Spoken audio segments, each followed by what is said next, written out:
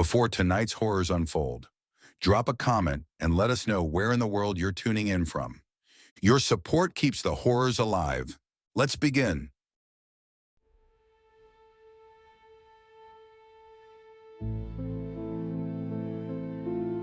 The following documents have been compiled together in an attempt to present a clearer picture of the unusual events leading to the abandonment of Stevensville, Colorado on July 18, 1987. The official explanation of the town's evacuation is an underground coal fire caused due to an unusually destructive and highly localized earthquake. With this evidence, I hope to change that perception. Newspaper clipping from the Stevensville Herald, April 17, 1987. McClintock coal mine digging new shaft. The McClintock coal mine is digging a new mine shaft sometime in the next month. Victor Briggs, the mine's foreman, states, "The company has been looking to expand for some time now. The other shafts are no longer yielding as much coal, and increasing mechanization has been resulting in layoffs." Julian McClintock believes the best solution is to start a new shaft. Some recent geological surveys have hinted there may be vast wealth of coal at the proposed location of Shaft 8. This expansion will bring in dozens of new jobs, something that this town desperately needs. Others, however, have less positive opinions on this development. A new mine shaft means more pollution and a greater reliance on fossil fuels, claims Diana Schneider, chairwoman of the Thomas County Conservation Society. Our greed is destroying our planet. Just look at what has happened to Larks Creek due to runoff from the mines already. We need to think about what kind of world our children are going to inherit. Mayor Mitchell has responded to the recent criticism, explaining, "We need to focus on our citizens, not a bunch of trees. These environmentalists don't understand that we need jobs far more than we need a scenic view." If Ms. Schneider is so concerned about the world our children are going to inherit, she should consider whether an impoverished child would rather have a pleasant view or food to eat. Julian McClintock, owner of the McClintock coal mine, could not be reached for comment. Newspaper clipping from the Stevensville Herald, May 10, 1987. Geologists baffled over recent earthquakes. Dr. Catherine Hendricks of the Thomas County Geological Institute is unable to explain the recent quakes that seem focused around Stevensville. "It just doesn't make sense," says Hendricks.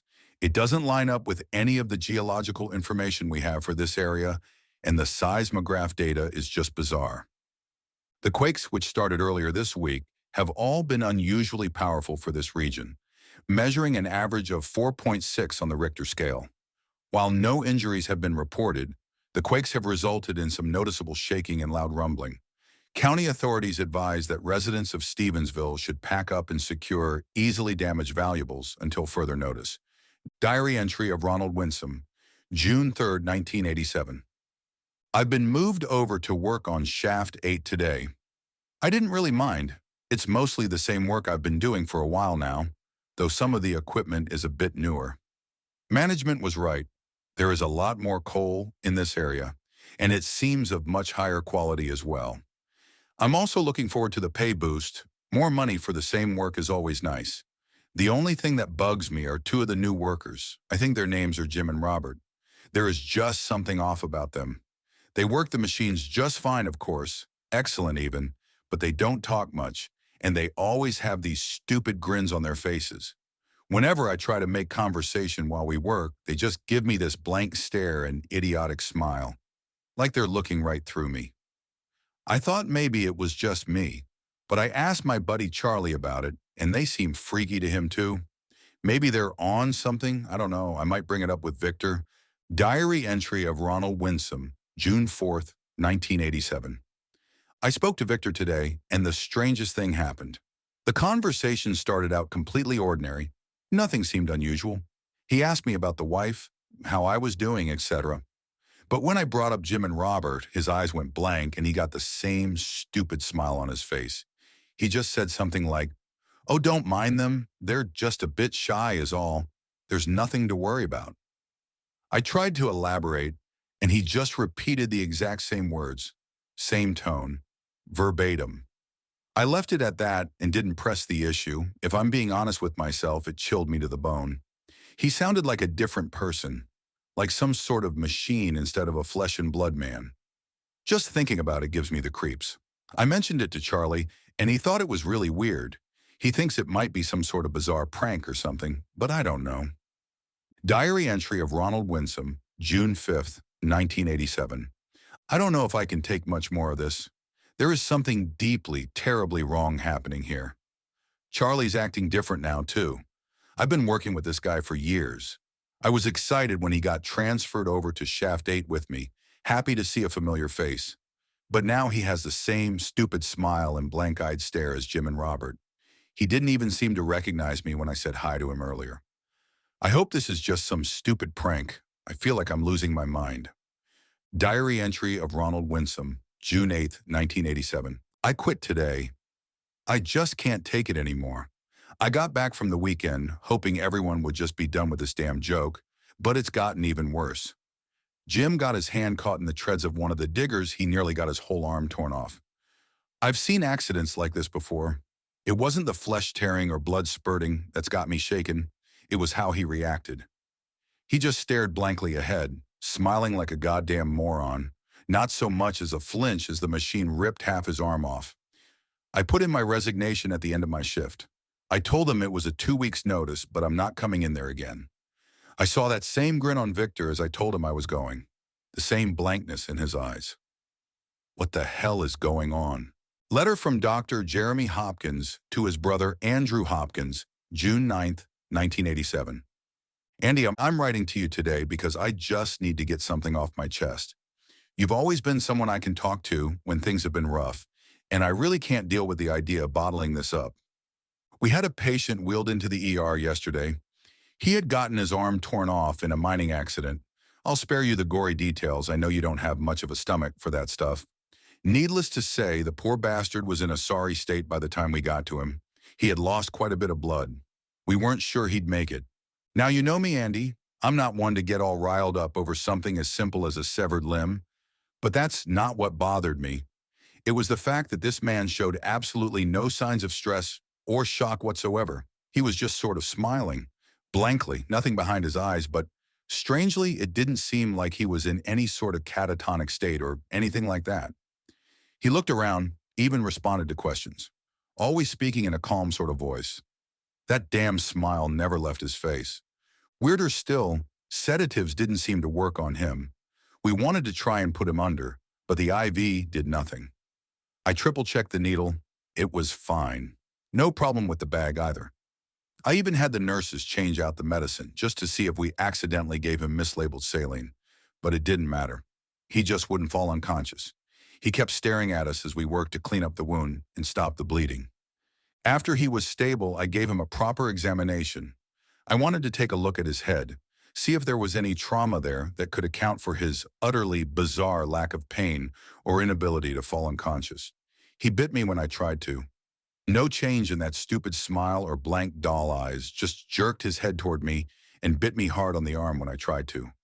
After I finally got him off me and had the nurses tie him down, in an attempt to anesthetize him, but obviously that didn't work, he just kept smiling and staring, even as he thrashed against his bonds.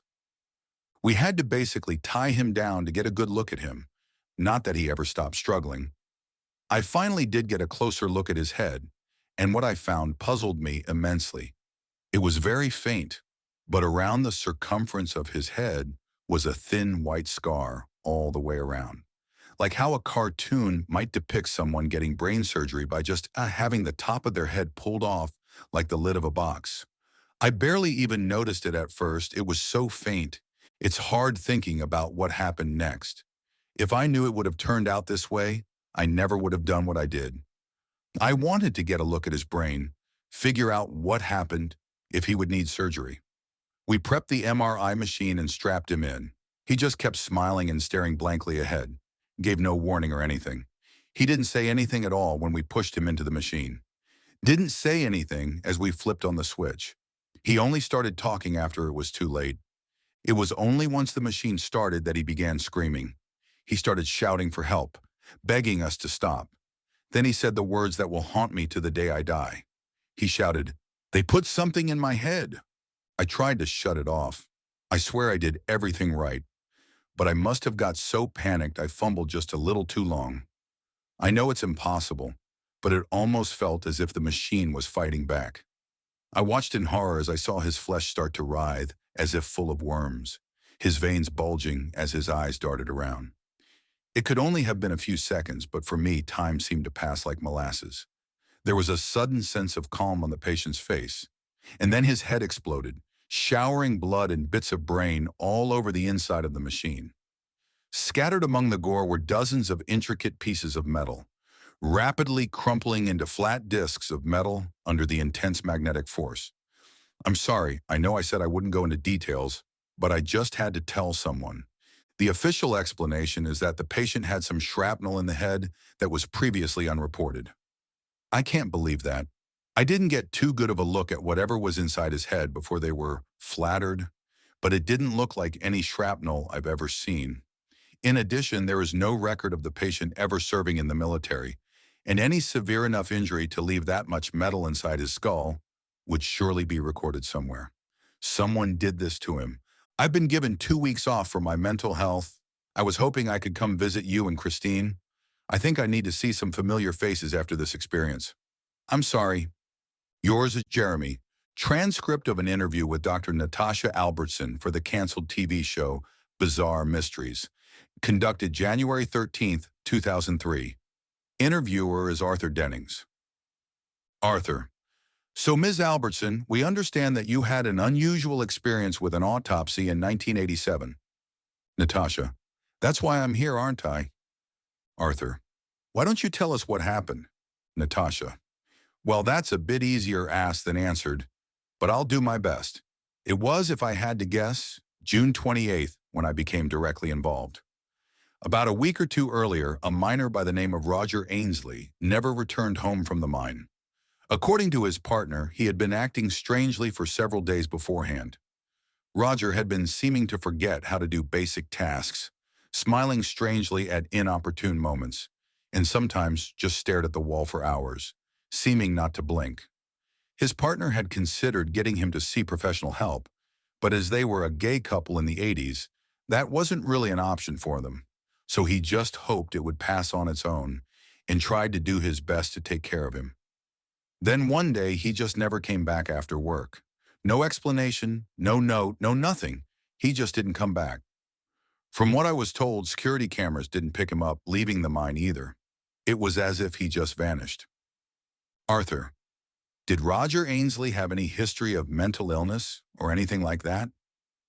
Natasha: Nope, none at all. He was considered by all who knew him to be mentally sound. He had no history of depression, schizophrenia, anxiety, nothing. He occasionally had a drink or a cigarette after his shift at the mine, but nothing that would count as an addiction, and as near as anyone could tell, he'd never taken any form of illicit substances. He just started acting weird out of the blue, and then vanished. Arthur: And how did you come into the picture? Natasha: Well, after a few days of no contact, Roger's boyfriend called the police. Of course, they found nothing. They suspected he fled town or something similar and didn't put a lot of effort into the search. Not a lot of sympathy for folks like us back then. Anyway, after a week or two, he just turned up out of the blue at the edge of the woods, stark naked and barely breathing. The kids who found him took Roger to the hospital, but by the time they got him there, the poor guy had already passed away. Now, at the time, I worked as a pathologist at the Thomas County Hospital, so it was my job to perform an autopsy on him. I didn't have any knowledge of who he was at the time, since I didn't live in Stevensville and word hadn't really gotten around yet. To me, he was just another John Doe. Arthur: What did you find? There is a pause of around 5 seconds. Natasha: Nothing at first. Not a mark on him beyond some scratches and whatnot, consistent with what someone wandering naked in the woods would have. He seemed a bit malnourished and dehydrated, but not too bad to have died. My thought at the time was an overdose of some kind, given how he was found. That was my working theory until I took a look at his skull. Arthur: What was wrong with his skull? Natasha: There was a faint scar around the whole cranium, almost unnoticeable unless you were checking very closely. It was way too precise to have been made with any of the technology at the time. Unless somehow this working-class coal miner had gotten highly experimental treatment I hadn't heard about. I was at a loss, but it seemed to me almost as if it was some sign of brain surgery. So I did what any self-respecting pathologist would do. I opened up his skull. Arthur, what did you find? Natasha. Nothing, Arthur. You mean his brain seemed normal? Natasha. No, I mean there was nothing in there. His skull was empty. Newspaper clipping from the Stevensville Herald, July 3, 1987. Environmentalist group sues McClintock mine. The Thomas County Conservation Society announced plans this past Wednesday to sue the McClintock coal mine over alleged violations of the Clean Water Act. I've been out there by Larks Creek just yesterday, said Diana Schneider, chairwoman of the TCCS. All of the fish out there are horribly sick, and the water is this horrible purplish black color. I can't believe that nothing has been done sooner. When reached for comment, Julian McClintock, owner of the McClintock coal mine, said in a letter to the press, I understand the concern of the TCCS, but there is nothing wrong. I personally invite Ms. Schneider to visit our facility. I am sure it will put her mind at ease. Newspaper clipping from the Stevensville Herald, July 7, 1987. Environmentalist group retracts lawsuit. Diana Schneider, chairwoman of the Thomas County Conservation Society, issued a public statement Sunday retracting her previous vow to sue the McClintock coal mine. I've done a personal inspection of the facility, and there is no pollution of any sort. The facility is remarkably clean and environmentally friendly. There is nothing wrong. I apologize for misleading the public on this issue. Transcript from a broadcast of the radio show, Richard Ellison's Haunted America, July 10, 1987. Richard. All right, folks. Up next, we have a caller by the name of Alice Hartford from Stevensville, Colorado, here to relate her experiences living in a haunted house. Alice. Thank you, Richard. I'm just so happy to be able to talk to someone about this. Richard. The pleasure is mine, Mrs. Hartford. So tell me, when exactly did your troubles begin? Alice. Well, I'm not sure exactly, but I first noticed something was wrong on the 4th of July, just under a week ago. My family and a couple friends were celebrating with a barbecue in the backyard. Well, the beer had started to run dry, so I just popped down into the basement to get some. We kept it down there to make sure my daughter doesn't see it lying around and mistake it for some pop. And then, well, you'll think I'm crazy. Richard, trust me, Alice. Whatever happened, you can tell me. My listeners and I make sure to keep an open mind about these things. Alice, well, I started to hear voices. There is an extended pause around 1 to 2 seconds. Alice, I couldn't understand anything the voices were saying. It definitely wasn't English, just sort of strange sounds, but it was certainly a voice. Why, I panicked so badly, worried there were burglars. I ran all the way up the stairs and out of the house and told Mark to get down there. Richard, Mark is your husband? Alice, yes, I'm sorry. I should have mentioned that. Richard, it's quite all right. Please continue, Mrs. Hartford. Alice, he obliged me, even took that damn rifle of his, which scares me so much. But the voices had stopped by the time he was down there. I was sure I was going crazy. As a matter of fact, it wasn't until 2 days later that I became convinced I didn't just imagine it. Richard, oh, and why was that? Alice, well, it was around midday. Mark was off at work, and my daughter Jessica was at school.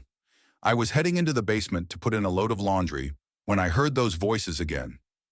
For a moment, I was worried I was losing my mind, but I had an idea. I quickly set down the laundry and ran to Mark's office. He keeps a tape recorder there, to take notes when he brings work home. Anyway, I bring it with me back to the basement and start recording. I was sure that if the recording could be heard afterwards, that I wasn't going nuts. And it worked. Richard, do you still have this recording? Alice, yes, just a moment. There are sounds of fiddling with a tape recorder, followed by harsh whispers in an unknown language. The voices simultaneously sound nearby and distant at the same time. After this point, the recording degenerates into a high-pitched screech, followed by a thudding sound. The tape recorder clicks and the recording ends. Richard, What were those sounds at the end of the recording, Mrs. Hartford? Alice. Frankly, I'm not sure. I seem to have blacked out around then. When I woke up, it was about 3 hours later, and I was lying face up in the basement. I had a nasty bump on the back of my head, so I figured I fell down the stairs. Richard. Have you heard the voices since?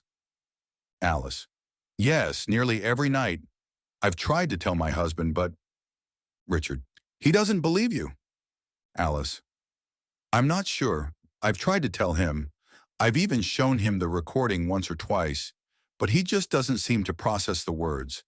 He just goes silent and smiles blankly until I change the subject. He doesn't seem to understand that he does it. That isn't the worst part, though. Richard. Why? What else happened? Alice. I told you I hear those voices every night, and I mean that, but I haven't been purposefully going down to the basement every night. Mr. Ellison, I just keep waking up there as if I've been sleepwalking. I seem to wake up right before something dreadful will happen because the voices keep sounding frustrated whenever I do. Once I even swore I saw something down there with me, and I still can't get it out of my head. Richard. Tell me what you saw. Alice. It was hard to see in the dark, but it was short, maybe about 4 feet tall. It looked human in outline, more or less, but the proportions were all wrong. The limbs seemed thinner than they should be, and the head was far too large for its neck. The main thing I could make out were its eyes, these horrible, soulless eyes that reflected the faint light coming from the open basement door. It seemed to panic when I noticed it, and then suddenly I was back in my bed with a horrible bruise on my temple. I must have hit my head on the way back to bed. That was only last night. I'm horrified to think what will happen tonight. Anonymous letter sent to the Fortean magazine, Unknown Phenomena, January 7th, 1993. To the editor. I was reading the article about underground coal fires from last February's issue, and I must protest. What happened in Stevensville on July 18th, 1987 was not a coal fire, at least not entirely. I'm no geologist, nor can I say I have much knowledge of the mining industry at large, but there is no doubt in my mind that there was something more going on. I remember waking up that night to the sounds of screams. I ran outside to see what was happening and was greeted to a scene right out of hell. I saw dozens, maybe hundreds of people marching up toward the McClintock coal mine. Each of them was carrying another person, someone who was struggling to escape. They all marched in unison, staring straight ahead, smiling an inhuman artificial grimace, which I hope to God I never see again. The people in their arms were begging to be let go, pleading to be put down. I saw one smiling marcher had both his eyes torn out by the person he was carrying, but all he did was keep walking like a goddamn robot. You ever see a bunch of ants moving in a straight line? Looking at those dead-eyed automatons march mindlessly up the road was just like that. At some point, a police officer ran up to me and started explaining that there was a coal fire, that I had to get out of here. Smoke was pouring out of the ground, and my vision started to get a bit hazy. I asked him why those people were being carried up to the mine, and he just looked at me with blank eyes and a mechanical smile and said, "Everything is fine. It is all going to be okay." I got the hell out of there as soon as I could. I was worried that if I stayed, I'd get taken away too. I think I woke up too early. I don't think I was meant to see what I saw. I only started to hear sirens and police announcements via megaphone as I was leaving town. The worst part wasn't the strange police officer or the awful marchers or, hell, even the whole damn town being evacuated. It was the thing I saw following the marchers up the hill. I only caught glimpses, but I swear I saw something else walking alongside them. Like I said, I didn't get a clear look. It was dark and smoky, and I was half asleep, but I know I saw it. It stood about the height of a child and dressed in funny clothes, like the kind of uniform you'd see on one of those science fiction shows. I didn't get a clear look at its head, but I could see shiny black eyes and pale white skin. The thing moved wrong, as though it didn't have the same muscles and bones that we had. It vanished into the crowd after I got distracted by the eyeless marcher. But I swear I saw it. I swear it was real.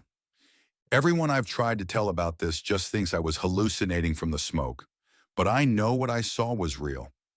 I don't care if y'all believe me or not. That is for the readers to decide for themselves. But I'll be damned if I let this get swept under the rug. People have got to know. This final document is rather unusual. It is the most coherent entry from a journal kept by an unidentified individual who identified only as 251. 251 was found unconscious and unresponsive near the entrance of a Denver subway station on August 12, 1992. Following her recovery, 251 became homeless, unable to retain a job due to her mental illness. She died under unknown circumstances in a shelter on December 2, 1995. The extensive loss of public records owing to devastating earthquake of July 18th means that it is impossible to verify if 251 is a former resident of Stevensville, but her journal seems to support this conclusion. Most of the journal is unintelligible, consisting of strange symbols, scribbles, doodles, and strings of numbers and letters. But the entry below is relatively readable, if bizarre. Spelling and capitalization errors have been partially corrected for ease of reading. Key. Journal entry of the individual known as W251, date unknown. My name, they took away my name. Carved it out and chopped it up and dissected it and put something else in instead. Something metal and hard and sharp that I feel slicing my memories like a surgeon's scalpel. 251 is number designation, identity differentiation. 251 was unimportant, only the work I could perform for the sunless ones was important. They are known by many names, Darrow and Kobold and Gray, but to me they are the sunless ones, for they hide from the sun like skittering silverfish, scuttling away from a dangling light bulb, hiding away in the hollow place. Came up through the minds first using radio waves and thought particles and whispers in the ear of the owner. His designation became 001, first of the ones they took. They had to leave him mostly intact, undamaged, because if others knew what they did, their plan would be for nothing. So they came to him in dreams and visions and sounds, and he dug to them. He went down into the earth and pulled them out from the hollow place like they were coal. The miners they took first needed total compliance, complete control. Sliced out their souls and put in machinery and wires and radio. Partial conversions were best, the full conversions didn't fool anybody. Sometimes they'd just take out everything for fun and see how long they could last. Nobody cared, nobody knew. The police were already quiet from the machines they had in their heads. Scars so small, you could barely see them unless you were looking. I have one too. It was 7,181,987 that they came up from the ground to complete their quota. Going too slow, and they needed builders and guinea pigs. Cut off all the phones and scrambled the radios and dug their way up. Had to be night, the sun burns the pale eggshell skin of the sunless ones. The already converted helped grab the rest. They did not need everybody, only needed a third. The rest could burn or run, and it did not matter. I was taken down into the mine by the other, converted and processed. Scooped out old memories and put in rules and protocols and small ticking noises that prevented sleep. I worked and worked and worked for days and days and days.